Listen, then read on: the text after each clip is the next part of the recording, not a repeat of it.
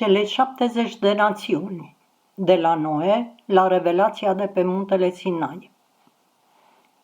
Privind în jurul nostru, vedem o lume formată din zeci, sute de popoare și națiuni, fiecare cu limba sa, cultura sa, valorile și aspirațiile proprii. Din această diversitate aparent haotică, tradiția iudaică extrage un simbol profund: cele 70 de națiuni ale lumii. Acest număr nu este întâmplător. El apare pentru prima dată în Geneza ca o sumă a urmașilor lui Noe, strămoșii întregii umanități. De atunci, în literatura biblică, rabinică și cabalistică, 70 de națiuni devine formula simbol pentru întreaga omenire în afara lui Israel. Dar în mijlocul acestei multitudini, un popor este separat. Nu prin rasă, nu prin putere politică sau prin geografie, ci prin tipul de relație pe care îl au cu divinul. Acest popor, Israel, este văzut în tradiția spirituală nu ca superior, ci ca distinct, pentru că acceptă ceva ce celelalte popoare nu au putut sau nu au vrut să accepte: voința divină necondiționată, concretizată în Tora. Vom face și vom auzi este o frază care definește o identitate. Atunci când Dumnezeu a propus Tora lumii, spune tradiția midrașică și mistică, El nu a venit mai întâi la Israel, a mers la națiuni. Fiecare a refuzat când a aflat că aceasta cerea renunțarea, autocontrolul, morala absolută. Doar Israel a răspuns fără să pună condiții: vom face și vom auzi. Această frază, aparent simplă, exprimă un angajament radical: să acționezi înainte de a înțelege, să accepți o relație cu divinul bazată pe încredere absolută. De aici pornește diferența.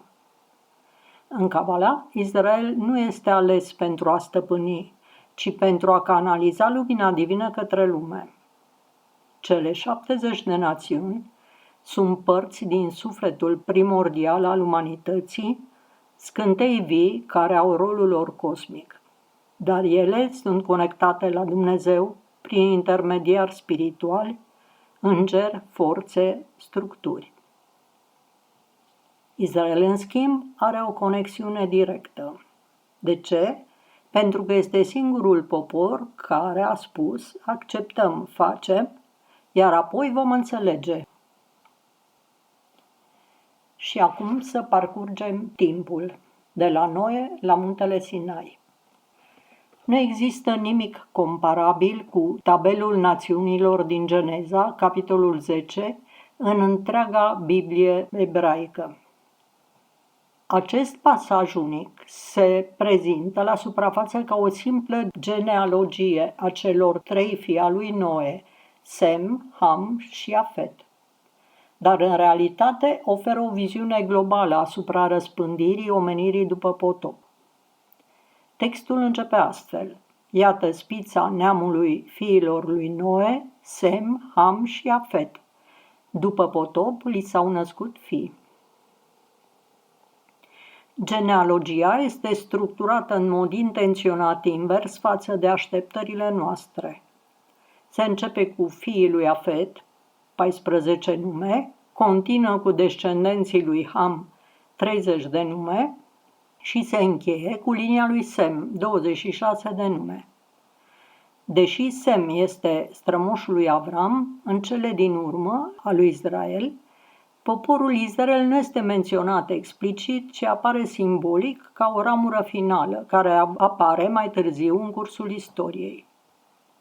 Privit mai profund, acest capitol nu este doar un inventar de nume și de oameni, ci o hartă a umanității antice, care se extinde în toate direcțiile geografice cunoscute. Spre est până în sud-vestul Iranului, Elam, spre vest până în sudul Spaniei, Tarshish, spre sud până în estul Africii, Seba, și sudul Arabiei, Sheba. spre nord până spre Ucraina, Ashkenaz, uneori identificat cu sciții. Această împărțire geografică este reflectată în trei părți: Iafet, Europa și nordul Asiei, Ham, Africa și părți din sudul Asiei, Sem, Orientul apropiat și Asia interioară. Până la apariția lui Israel ca națiune, toate aceste popoare erau considerate responsabile moral în baza unui cod moral universal cunoscut ca cele 7 porunci ale fiilor lui Noe. Acestea sunt legi fundamentale, adresate tuturor ființelor umane, așa cum sunt ele transmise în Talmud și în Tosefta, Avoda Zara. Și acestea sunt: să nu se închine idolilor, să nu blasfemieze numele lui Dumnezeu, să nu comită omucidere, să nu comită incest sau adulter, să nu fure, să nu mănânce carnea unui animal viu și să instituie sisteme de justiție și să respecte judecata. Aceste 7 porunci au fost considerate suficiente pentru a menține un minim de etică și ordine morală între națiuni. Ele stau la baza noțiunii de drept natural universal în tradiția iudaică. Însă vine un moment crucial în istoria umanității. Dumnezeu decide să ofere Tora, revelația deplină a voinței sale, nu unui individ, ci unui popor. Și acum ne întrebăm, de ce acest dar suprem este oferit lui Israel și nu uneia din cele 70 de națiuni deja existente?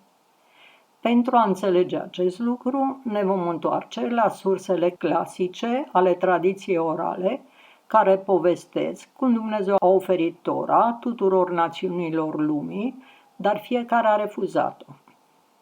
În continuare, vom vedea exact cum se desfășoară această poveste fascinantă și cum explică diferența profundă dintre Israel și cele 70 de națiuni. Nu ca o superioritate etnică, nu pentru că Dumnezeu a ales, ci ca o alegere spirituală, bazată pe răspunsul unic oferit de Israel. Vom face și vom auzi. Și vom cita Talmudul, Avoda Zara. Națiunile vor spune înaintea lui Dumnezeu: Stăpâne al universului, ne-ai dat tu Tora și noi nu am acceptat-o? Din moment ce noi nu am primit niciodată Tora, de ce suntem judecați pentru că nu i-am îndeplinit preceptele? Gemara întreabă: și se poate spune că nu li s-a oferit niciodată Tora? Dar nu este scris în descrierea dăruirii Torei și el a zis: Domnul a venit din Sinai și a răsărit peste ei din Seir, a strălucit din muntele Paran și a ieșit din mijlocul zecilor de mii de sfinți, având în dreapta lui focul legii? Și mai este scris: Dumnezeu vine din Teman și cel sfânt vine din muntele Paran. Și înțelepții au întrebat: ce a cerut Dumnezeu în Seir și ce a cerut el în Paran? Tora nu a fost dată în acele locuri.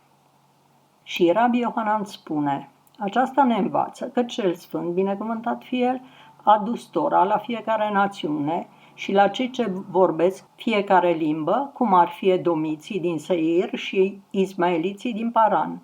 Dar ei nu au acceptat-o până când el nu a venit la poporul evreu și aceștia au acceptat-o. Dacă toate celelalte națiuni au respins Tora, cum se poate uza susținând că aceasta nu le-a fost niciodată oferită? Mai degrabă, iată ce îi spun ei: am acceptat noi Tora și apoi nu i-am îndeplinit preceptele? Gemara întreabă: dar acest lucru în sine servește ca respingere a propriilor lor afirmații. Deoarece se poate răspunde: de ce nu ați acceptat-o? Mai degrabă, iată ce spun națiunile lumii înaintea lui: Stăpâne al universului, mai răsturnat muntele de deasupra noastră ca pe un bazin și noi tot nu am acceptat Tora, așa cum ai făcut pentru poporul evreu? Gemara oferă contextul pentru această afirmație. După cum este scris: și s-au așezat la poalele muntelui. Iar Rav Dimi Bar Hama spune: versetul ne învață că cel sfânt, binecuvântat fie el, a răsturnat muntele, adică muntele Sinai, deasupra evreilor, ca pe un bazin și le-a spus: dacă acceptați Tora, excelent, iar dacă nu, acolo, sub munte, va fi mormântarea voastră. Națiunile lumii vor susține că și ele ar fi putut fi constrânse să accepte Tora. Imediat, cel sfânt, binecuvântat fie el, le spune: primele precepte ne vor lăsa să auzim adevărul, așa cum este afirmat în continuarea aceluiași verset în discuție, să se strângă toate neamurile și să se adune popoarele. Cine dintre ei a vestit aceste lucruri? În ceea ce privește cele 7 precepte noahide, care au precedat darea Torei, pe care chiar și voi le-ați acceptat, unde este dovada că le-ați îndeplinit? Gemara întreabă: și de unde deducem că nu le-au împlinit? După cum ne învață Rav Iosef în explicația versetului. Se oprește și măsoară pământul cu ochiul, privește și face pe neamuri să tremure. Munții cei veșnici se sfărâmă, dealurile cele vechi se pleacă. Ce a văzut Dumnezeu? El a văzut cele 7 precepte pe care urmașii lui Noe le-au acceptat și a văzut că nu le-au împlinit. Întrucât nu le-au împlinit, el s-a ridicat și a anulat pentru ei porunca de a respecta acestea. Gemara întreabă: câștigă ei din neascultare, deoarece acum sunt eliberați de obligația de a îndeplini aceste precepte? Dacă da, constatăm că un păcătos profită de pe urma fără de legi sale. Mar, fiul Rabinei, a spus: aceasta înseamnă că, chiar dacă îndeplinesc cele 7 precepte noahide, nu primesc o recompensă pentru împlinirea lor. Și aici am încheiat citatul din Talmud. Mehila de Rabbi Ismael spune: când Dumnezeu a vrut să dea Tora, nu a început cu Israel, ci a mers mai întâi la fiii lui Esav și le-a spus: vreți să primiți Tora mea? Aceștia au întrebat: ce este scris în ea? Dumnezeu a răspuns: să nu ucizi. Au spus: Doamne, toată ființa noastră e construită pe sabie, asta nu putem accepta. Apoi Dumnezeu a mers la fiii lui Amun și la Moab și le-a spus: vreți să primiți Tora mea? Ei au întrebat: ce este scris în ea? El a spus: să nu comiți adulter. Au răspuns: dar întreaga noastră existență provine dintr-o relație interzisă, făcând aluzie la aceea dintre Lot și fiicele lui. De ce nu putem? Atunci Dumnezeu a mers la fiii lui Ismael și aceștia au întrebat: ce este scris în ea? Dumnezeu a răspuns: să nu furi. Au spus: dar meseria noastră de hoți și bandiți. Nu putem primi asta. Așa a mers Dumnezeu de la o națiune la alta, dar niciuna nu a vrut să accepte Tora. În cele din urmă a venit la Israel, fără să întrebe ce este scris în ea. Israel a spus: tot ce a spus Domnul vom face și vom auzi. Atunci Dumnezeu a spus: aceștia sunt ai mei, Tora este al lor. Încheia citatul. Talmudul, în Șabat 88, adaugă că atunci când îngerii au auzit această expresie, au exclamat: cine le-a revelat acestui popor secretul îngerilor? Pentru că doar ființele cerește acționează fără să întrebe, apoi înțeleg. Și acum să vedem cum se aplică. Acest concept de 70 de națiuni, vechi de mii de ani, nu se referă doar la popoarele antice menționate în Biblie, ci la întreaga umanitate, la diversitatea și spiritualitatea care ne leagă pe toți. În Kabbalah, numărul 70 este considerat un număr complet. Găsim precum 70 de limbi ale lumii, 70 de fațete ale Torei sau 70 de membri ai Sanhedrinului. Toate aceste exemple exprimă ideea că lumea este alcătuită din multe părți, dar toate provin dintr-o singură sursă divină. Potrivit tradiției cabaliste, fiecare din cele 70 de națiuni este condusă de un înger spiritual numit Sar. Acești îngeri acționează ca mediator între Dumnezeu și națiunile lumii, dar nu au acces direct la infinitul divin, la Ensof. Singurul popor care are o legătură directă cu Dumnezeu este Israel, fără mijlocitori. Astfel, Israel este văzut ca a 71-a națiune, cu un rol special, acela de a aduce lumină în lume, de a susține echilibrul spiritual global și de a ghida celelalte popoare către unitate. Cabaliștii ne mai învață că întreaga umanitate își are originea în sufletul cosmic al lui Adam Harishon, omul primordial. Când acesta a căzut, sufletul său s-a spart în milioane de scântei divine. Israel este considerat nucleul acestui suflet, partea sa interioară, iar cele 70 de națiuni sunt expresia sa exterioară. Toți oamenii, indiferent de origine, poartă în ei o scânteie divină, iar misiunea lor este ceea ce Cabala numește Tikkun Olam, rectificarea lumii. Un exemplu frumos care ilustrează acest lucru este sărbătoarea Sukkot. În timpul ei, în templul din Ierusalim, se aduceau 70 de jertfe, câte una pentru fiecare națiune a lumii. Era o rugăciune colectivă pentru pace și binecuvântare. Această practică ne arată clar că toate popoarele contează și că fiecare are un loc în planul divin.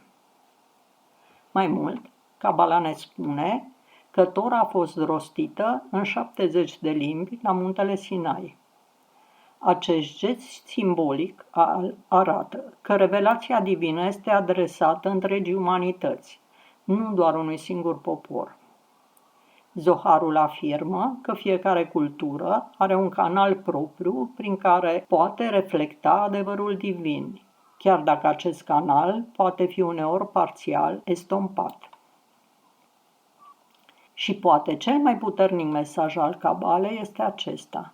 În epoca mesianică, toate cele 70 de națiuni vor recunoaște unicitatea lui Dumnezeu. După cum spune profetul Isaia, toate națiunile vor veni la muntele Domnului. Această imagine nu este una politică, ci profund spirituală, un apel la reunificarea întregii umanități în jurul unei surse divine comune. Așadar, în încheiere, cele 70 de națiuni nu sunt doar entități istorice, ele sunt simboluri vii ale diversității sacre. Fiecare popor are o voce unică, un rost și un rol în orchestra divină a lumii. Iar rolul lui Israel nu este de a domina, ci de a unifica, de a canaliza lumina spre celelalte popoare și de a susține drumul lor spiritual. Iar scopul nostru comun este să reconstruim această unitate primordială, fiecare în locul și cu darul său.